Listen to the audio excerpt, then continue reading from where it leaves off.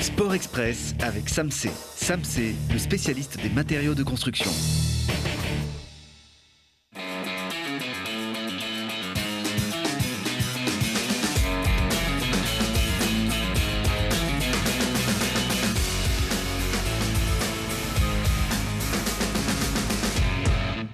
Bienvenue à tous, 2025 commence très fort pour nos équipes et comme toujours, vous pouvez voir et revoir vos athlètes préférés dans ce récap du lundi avec toujours un 20 sur 20 ou 5 sur 5 si vous préférez pour le FCG Rugby. 5 points encore, beau leader de Pro D2, le FCG s'affirme devant chacun de ses concurrents avec désormais une grande assurance et une qualité de jeu quasi infaillible. Jeudi au Stade des Alpes contre Montauban, les Grenoblois ont été assez vite disposés à s'imposer en supériorité numérique après l'exclusion d'un Montalbanais pour plaquage dangereux.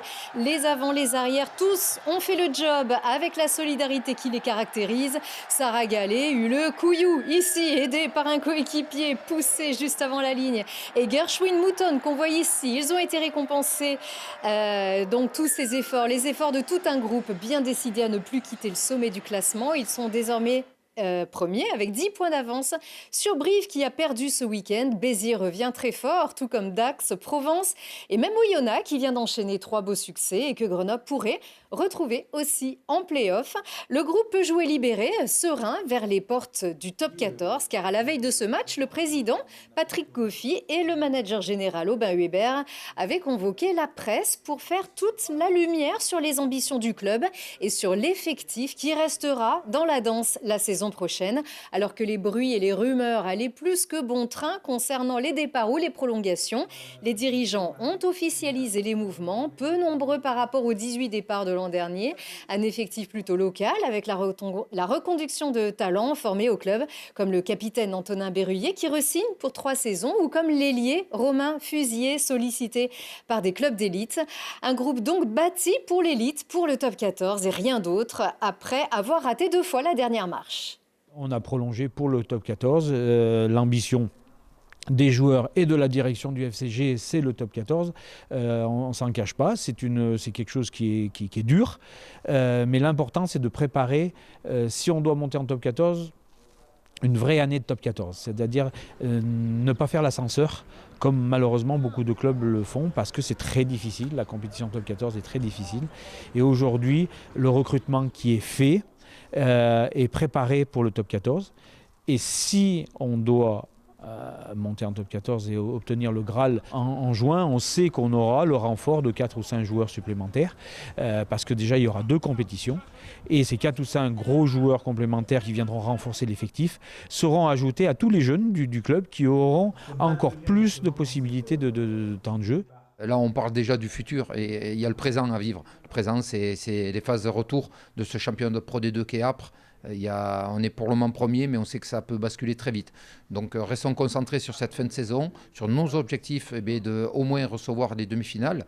Mais après, ce n'est pas une garantie non plus. On a vu Aix l'an dernier, ils nous ont reçus en demi-finale et on les a gagnés d'1 point. Il faut avoir confiance, mais attention, il faut rester avec de l'humilité, rester encore dans le travail comme on le fait, comme le groupe le fait avec le staff.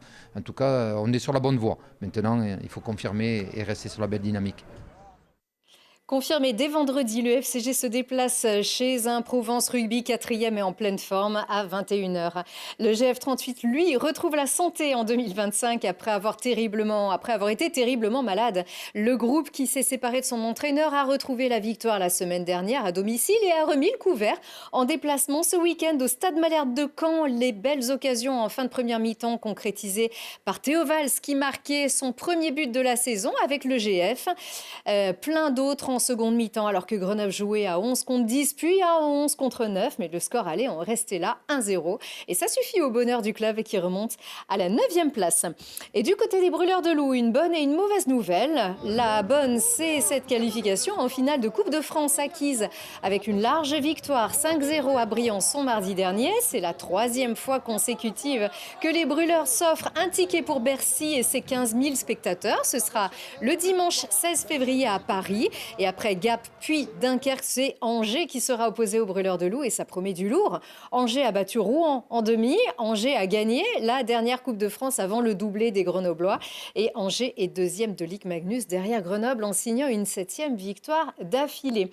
Et la mauvaise nouvelle, justement, c'est que Grenoble en restera à 17 succès de suite. C'est drôle pour une mauvaise nouvelle, mais c'est ainsi. Les Brûleurs ont été surpris vendredi par l'abnégation des pionniers de Chamonix, eux qui ont marqué dès le coup d'envoi de la rencontre, on vient de le voir, et qui ensuite ont fait bloc devant les cages de Stepanec, qui ont profité de toutes les occasions pour les mettre au fond, et notamment cette fin de match un peu folle, marquée par le retour de la réussite de Grenoble devant les filets, mais immédiatement suivie d'une réplique des Hauts-Savoyards. Bilan 8-5 pour Chamonix, dont 2 buts dans la cage laissée vide par Grenoble à 4 minutes de la fin du temps réglementaire.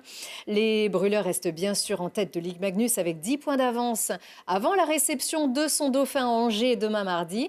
Mais donc pas de 18e victoire consécutive, synonyme de nouveaux records en championnat de France. Et on a demandé au capitaine Sacha Trey si la petite pression de ce petit enjeu n'y est pas pour quelque chose dans cette défaite. Oui, il y avait un peu tout cet engouement autour de ça. Peut-être qu'au final, c'est peut-être ça qui nous a perturbés, je ne sais pas. Mais en vérité, nous, ce qu'on veut, c'est gagner des titres. Et la semaine prochaine, on a déjà la chance de pouvoir en gagner un. Donc, on va se reconcentrer là-dessus. C'est pas grave, quoi. Je veux dire, on a d'autres objectifs qui arrivent très vite et c'est là-dessus qu'il va falloir être bon. On a fait des belles choses sur les 5, 6, 7 dernières semaines. Et cette petite tâche ne change rien. On va continuer à bosser et à travailler tous ensemble. Et puis voilà.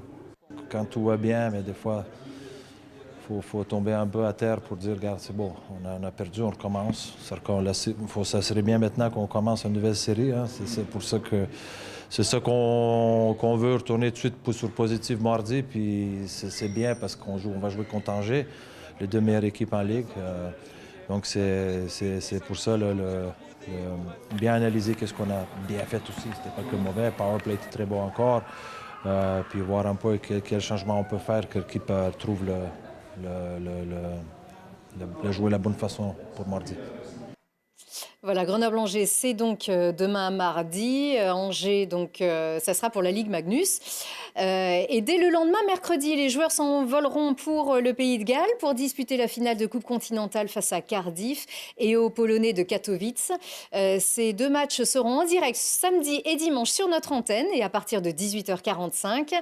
Et on sera à Cardiff pour vous faire découvrir les coulisses de cet événement inédit pour Grenoble. Suivez-nous bien dans le JT de vendredi à 18h, puis toutes les heures.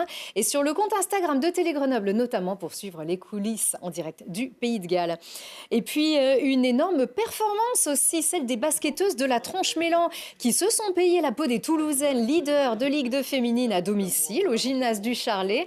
Belle victoire 65-57. Et c'est une bouffée d'oxygène et d'optimisme pour les joueuses de Clément Sanchez, elles qui sont assez à la peine cette saison, malgré leur potentiel. Surtout qu'elles étaient menées d'une bonne dizaine de points en début de rencontre. Elles sont désormais 7e. Les Voironnaises du PVBC sont devant à la 4e place. Elles ont battu la Lanterne Rouge Centre Fédéral 84-54 à domicile au gymnase Chotard.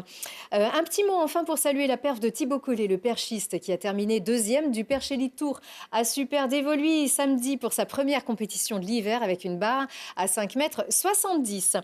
Et puis notez bien, alors sur vos agendas que ce mercredi, les footballeurs du FC Bourgoin-Jallieu reçoivent l'Olympique Lyonnais pour un sacré derby de Coupe de France ce mercredi à 15h au stade Pierre-Rajon. On rappelle que les Brûleurs de Loup retrouvent Angers, leur dauphin, demain mardi à 20h15 à Patinoire Pôle Sud avant de s'envoler pour Cardiff, d'où nous vous retransmettrons les 2 matchs de finale de Coupe continentale samedi et dimanche à 18h45. Le GF38, lui, reçoit Martigues, la Lanterne Rouge de Ligue 2, samedi à 20h au Stade des Alpes. Et nous, on se retrouve en fin de semaine, donc depuis Cardiff, pour un Sport Express spécial lundi prochain. Très bonne semaine!